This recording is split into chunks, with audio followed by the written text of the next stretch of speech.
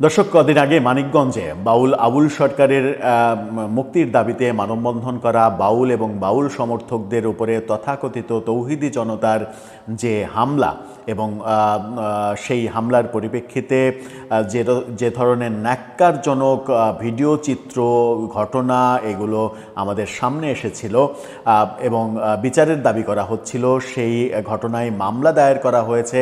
কিন্তু মামলা দায়ের করার পরেও কাউকে এখন পর্যন্ত গ্রেপ্তার করা কিংবা কাউকে নির্দিষ্ট করে আসামি করার ঘটনা ঘটেনি। সেই সুযোগ নিয়ে ওই তৌহিদি জনতা এবার সংবাদ সম্মেলন করে এর পুরো দায় আওয়ামী লীগের ওপরে চাপিয়েছেন। এই কাজগুলো নাকি আওয়ামী লীগ করেছে। এর চাইতে বড় সার্কাস বাংলাদেশে আর বোধহয় হতে পারে না। কিভাবে তারা আওয়ামী লীগকে দায়ী করলেন, আওয়ামী লীগ কীভাবে এই কাজটা করলো, সেদিন বাউলদের উপরে হামলা করলো, চলুন একটু জেনে দেখি তাদের মুখে। এবং বাউল আবুল সরকারের বিরুদ্ধে যে অভিযোগটা করা হচ্ছে যে তিনি ধর্ম অবমাননা করেছেন 1 মিনিটের একটা ভিডিও ক্লিপ দিয়ে, সেটার বাস্তবতা কতটুকু, বাউল আবুল সরকার সেদিনের পালাগানে কি বলেছিলেন, কি করেছিলেন, ছোট্ট করে বোঝার চেষ্টা করব এই ভিডিওতে। থাকবেন পলিটিক্স টিভির নিয়মিত আয়োজনে।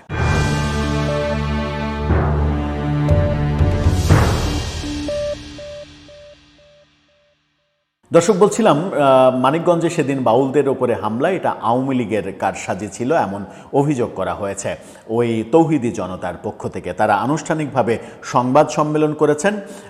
এই লেবাসধারী তৌহিদি জনতারা সংবাদ সম্মেলনে বলেছেন, চ্যানেল নিউজ 24-এর শিরোনামটা দেখে নিন। সেখানে বলেছেন, আওয়ামী লীগের দোসরদের উস্কানিতে বাউলদের ওপরে হামলা, দাবি তৌহিদি জনতার। কি বলছেন তারা? মানিকগঞ্জে বাউলদের উপরে হামলার ঘটনা অনাকাঙ্ক্ষিত দাবি করে জেলায় সর্বস্তরের আলেম ওলামা ও তৌহিদি জনতার ব্যানারে সংবাদ সম্মেলন করা হয়েছে। সংবাদ সম্মেলনে বলা হয়েছে, আওয়ামী লীগের দোসরদের উস্কানিতে হামলা হয়েছে। খুবই ভালো কথা। এই ঘটনায় তৌহিদি জনতার নামে মামলা প্রত্যাহার করতে হবে। আচ্ছা, মামলা প্রত্যাহার করতে হবে এবং মামলাকে কেন্দ্র করে কোনো তৌহিদি জনতাকে হয়রানি করা যাবে না। কেন হয়রানি করবে? কার এত বড় সাহস আছে যে তৌহিদি জনতাকে হয়রানি করবে? মানিকগঞ্জ প্রেস ক্লাবে সংবাদ সম্মেলন করে তারা। আবুল সরকারের সর্বোচ্চ শাস্তির দাবিতে এবং বাউলদের কর্তৃক আলেম ওলামা তৌহিদি জনতার শান্তিপূর্ণ সমাবেশে উস্কানি দিয়ে পণ্ড করার প্রতিবাদে এই সংবাদ সম্মেলনের আয়োজন করা হয়। সংবাদ সম্মেলনে লিখিত বক্তব্য উপস্থাপন করেন জেলা হেফাজত ইসলামের সভাপতি মাওলানা মজিবুর রহমান। বোঝাই যাচ্ছে যে এই তৌহিদি জনতা কারা। তিনি বলেন, ধর্ম অবমাননার অভিযোগে গ্রেপ্তার বাউল শিল্পী আবুল সরকারের মুক্তির দাবিতে বিভিন্ন স্থানে চাপ সৃষ্টি হওয়ায় তাকে জামিনে মুক্ত করার আশঙ্কা দেখা দেয়। তাই জেলার সর্বস্তরের আলেম ওলামা তৌহিদি জনতার ব্যানারে মানিকগঞ্জে বাসস্ট্যান্ডে মিছিল এবং সমাবেশের ঘোষণা দেওয়া হয়। পরে জেলা প্রশাসক ও পুলিশ সুপারের কাছে স্মারকলিপি প্রদান করা হয়। প্রশাসন আলেম ওলামাদের কর্মসূচির সময় নির্ধারণ করে দিলেও তাও মেনে নেয়। মুজিবুর রহমানের দাবি, গত রোববার নির্ধারিত স্থানে শান্তিপূর্ণভাবে মিছিল চলছিল। এ সময় আবুল সরকারের ভক্ত অনুরাগীরা সমাবেশের আশেপাশে জটলা পাকিয়ে অবস্থান নেয়। বাহ, সুন্দর। মানে টুপি মাথায় দিয়ে পাঞ্জাবি পরে দাঁড়িয়ে থাকা অবস্থায় এরকম সুন্দর করে যে মিথ্যা কথা বলা যায় যে তাদের সমাবেশে গিয়ে বাউলরা উস্কানি দিয়েছে, তাদের সমাবেশ পণ্ড করেছে। তিনি বলছেন, যা নীরব উস্কানি। তাদের মধ্যে মারমুখী আচরণ দেখা গেলে বিক্ষুব্ধ জনতা ক্ষুব্ধ হয়ে ওঠে এবং অনাকাঙ্ক্ষিত সংঘর্ষ ঘটে। এতে উভয় পক্ষের 4 জন করে আহত হন। এই ঘটনাকে দুঃখজনক উল্লেখ করে আহতদের দ্রুত সুস্থতা কামনা করেন। অভিযোগ করেন, নির্বাচনের আগে দেশকে অস্থিতিশীল করতে আওয়ামী লীগের দোসররা পরিকল্পিতভাবে বিশৃঙ্খলা সৃষ্টি করছে। নির্ধারিত সময়ের আগেই তারা সমাবেশ স্থলের আশেপাশে অবস্থান নিয়ে পরিস্থিতি উত্তপ্ত করেছে। হামলায় যারা অংশ নিয়েছে তাদের ছবি আমাদের দেখিয়েছে পুলিশ প্রশাসন। আমরা ছবি দেখে কাউকে চিনতে পারিনি। সাংবাদিকদের এক প্রশ্নের জবাবে জেলা হেফাজতের সহ আইন বিষয়ক সম্পাদক ওমর ফারুক বলেন, আমরা গান বাজনার বিরুদ্ধে নই।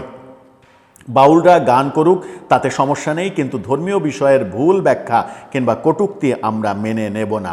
এই যে বলছেন, এই যে সুন্দর করে মিথ্যা কথা তারা বললেন যে তাদের সমাবেশের জায়গায় গিয়ে বাউলরা উস্কানি দিয়েছে, তারপরে এই ঘটনা ঘটেছে, যেটা পুরোপুরি মিথ্যা।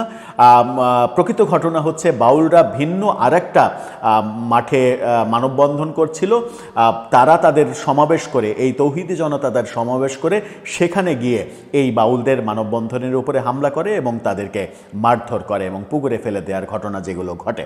এখন আসি যে বাউল আবুল সরকারের যে ঘটনা, সেই ঘটনায় বাউল আবুল সরকারের যে ভিডিও ক্লিপটি প্রচারিত হচ্ছে, সেই ক্লিপে বলা হচ্ছে যে বাউল আবুল সরকার মহান সৃষ্টিকর্তা সম্পর্কে বাজে কথা বলেছেন। বা ক্লিপের ওই অংশটা শুনলে যে কারো তাই মনে হবে, যে কোনো ধর্মপ্রাণ মানুষ সেটাই মনে করবে। ইদানিং বাংলাদেশের বেশ কিছু শিল্পীও, মানে বেশ রিনাউন্ড শিল্পীও এই ব্যাপারে পোস্ট দিচ্ছেন যে আবুল সরকারের বিচার চাই, আবুল সরকারের ফাঁসি চাই, কিন্তু তারা কেউই পালাগান কিভাবে হয়, পালাগানের যে ক্যারেক্টার, সেই ক্যারেক্টার সম্পর্কে বোধহয় জানেন না। গান শিল্পী জনপ্রিয় হয়েছেন, কিন্তু পালাগান সম্পর্কে বোধহয় জানেন না। যে লেখালেখিটা হচ্ছে ইদানিং বিভিন্ন দিকে, বিভিন্ন জন এভাবে যুক্তি উপস্থাপন করে দাবি করছেন যে বাউল আবুল সরকার মূলত নিজে যে ভিডিওটা প্রকাশ হয়েছে, সেই ভিডিওটুকু শুনলে মনে হবে যে তিনি বলছেন ওটা। আদতে পালাগানে দুইটা পক্ষ থাকে, পালাগানে দুইটা পক্ষ থাকে, সেই পক্ষে মানে দুই পক্ষের বাদানুবাদ হয়, যুক্তিতর্ক হয় এবং দুই পক্ষে অভিনয় করে, একজন যুক্তি দেন আর একজন যুক্তি খণ্ডন করে। এই যুক্তি এবং যুক্তি খণ্ডনের মধ্য দিয়ে একটা এন্ডিং আসে, সেই এন্ডিংটা দুইজন মিলে মেনে নেন এবং সেই মেনে নেওয়াটা কখনোই ধর্ম কিংবা ইসলাম, নবী, রাসূল, ফেরেশতা কারো বিরুদ্ধে যায় না, সবই ইসলামের পক্ষে যায়। এই যে যুক্তি দেওয়ার সময় মানে জীব এবং পরম দুইটা ক্যারেক্টার, দুই ক্যারেক্টারে দুইজন অভিনয় করে। এই দুইজন অভিনয় করার সময় মহারাজ আবুল সরকার অভিনয় করেছিলেন সেদিন জীবের চরিত্রে, আর ফকির আবুল সরকার ফরিদপুরি তিনি অভিনয় করেছিলেন পরমের চরিত্রে। জীবের চরিত্রে অভিনয় করতে গিয়ে সেদিন মহারাজ বাউল আবুল সরকার যুক্তি দিয়েছিলেন যে এটা তুমি প্রমাণ করো। এই প্রমাণ করা কি, তিনি মানে তার বিরুদ্ধে এটা প্রমাণ করো, এটা বলতে গিয়ে তার বিরুদ্ধে অভিযোগ উঠেছে। এখানে দাবি করা হচ্ছে বিভিন্নভাবে, বিভিন্নজন দাবি করছেন যে এখানে অভিযোগ উঠেছে আল্লাহর কথায় ব্যঙ্গ করেছেন তিনি, হাদিস নিয়ে কটূক্তি করেছে, প্রথম সৃষ্টি নিয়ে ভুল মত দিয়েছে, শ্রোতাদের ভুল পথে চালিয়েছে, সাম্প্রদায়িক অনুভূতিতে আঘাত করেছে, যেটা মানে প্যানাল কোর্টের 153, 295 এ, 258 এবং প্যানাল কোড 1860 ধারায় অপরাধ। এখন সেদিন কি হয়েছিল? সেদিন মহারাজ আবুল সরকার আসলে কি বলেছেন? তিনি জীব চরিত্রে বলেছিলেন, হে পরম, হাদিসে দেখি 4 জিনিসকেই প্রথম সৃষ্টি বলা হয়েছে। হাদিসের কথা তিনি বলেছিলেন। এই হাদিসে যদি এভাবে 4টাকে, বিভিন্ন হাদিসে যদি 4টা বিষয়ে প্রথম সৃষ্টির কথা বলা হয়, তাহলে তুমি বলো, তুমি আসলটা বলো যে কোনটা আসলে প্রথম সৃষ্টি হয়েছিল, কোনটাকে আমি প্রথম হিসেবে ধরে নেব। সেখানে তিনি বলেছিলেন প্রথম সৃষ্টি ইশক, প্রথম সৃষ্টি নূর, প্রথম সৃষ্টি আরশ, প্রথম সৃষ্টি রুহু। এই 4টার মধ্যে তাহলে প্রথমটা কি? এই উত্তরে ফকির আবুল সরকার উত্তর দিয়েছিলেন, এই 4টি হাদিসে প্রথম সৃষ্টি বলা হয়েছে, তার প্রতিটাই আউয়ালু মা খালাকুল্লাহ এর অন্তর্ভুক্ত। মহারাজ উত্তর মেনে নিয়ে গান চালিয়ে গিয়েছেন, অর্থাৎ মহারাজ আবুল সরকার আরেক আবুল সরকারের উত্তর মেনে নিয়েছিলেন, মেনে নিয়ে তিনি গান চালিয়ে গিয়েছিলেন। অর্থাৎ তিনি একটা চরিত্র, মানে মূলত যেটা বলা হচ্ছে সেটা হচ্ছে যে আমরা বিভিন্ন নাটকে যেরকম চরিত্র, মানে নাটক কিংবা সিনেমায় বিভিন্ন চরিত্রে বিভিন্ন জন অভিনয় করে। এখন সেই নাটকে আমরা যখন দেখি ভিলেনের চরিত্রে একজন অভিনয় করছে, ভিলেনের চরিত্রে অভিনয় করে 10 জন, 20 জন, 50 জনকে খুন করছে, কিন্তু ধরে নেওয়া যাক যে মিশা সওদাগর, হালের জনপ্রিয় ভিলেন মিশা সওদাগর ভিলেনের চরিত্রে অভিনয় করছেন, তিনি খুন করছেন, তিনি মদ খাচ্ছেন, তিনি গাঁজা খাচ্ছেন, তিনি সিগারেট খাচ্ছেন, অনেক কিছু করছেন। ব্যক্তি জীবনে মানে মিশা সওদাগর কি খুন করেন? ব্যক্তি জীবনে কি তিনি মদ খান? মিশা সওদাগর ব্যক্তি জীবনে তিনি একটি সাক্ষাৎকারে জানিয়েছিলেন এমনকি তিনি সিগারেটটা পর্যন্ত খান না।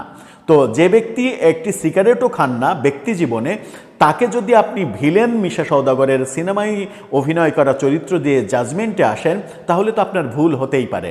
এই যে ভুল বোঝাবুঝি, এই ভুল বোঝাবুঝি নতুন মানে মূল সমস্যাটা তৈরি করেছে বলে বিভিন্ন পক্ষ দাবি করছেন। তাদের দাবি যে জীব এবং পরম দুইটা চরিত্রে দুইজন মহারাজ অভিনয় করেছেন এবং সেই অভিনয়ের মাধ্যমে একজন একটা জীবের চরিত্রে অভিনয় করতে গিয়ে তিনি এই যুক্তি দিয়েছেন, পরমের চরিত্রে অভিনয় করতে গিয়ে তিনি পাল্টা যুক্তি দিয়েছেন। যুক্তি এবং পাল্টা যুক্তি 4.5 ঘন্টা ব্যাপী হয়েছে।